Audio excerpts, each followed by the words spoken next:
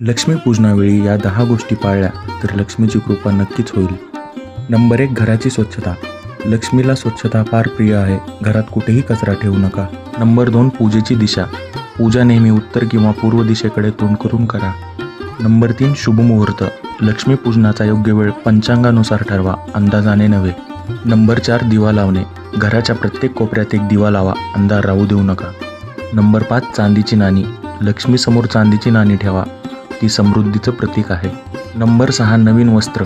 पूजेदरम्यान स्वच्छ आणि नवीन कपडे परिधान करा. नंबर 7, दक्षिणेचा मार्ग बंद.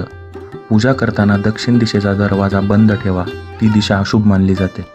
नंबर 8, तुपाचा दिवा. कापूर नव्हे, तुपाचा दिवा लावा, तो सकारात्मक ऊर्जा वाढवतो. नंबर 9, लक्ष्मी मंत्र.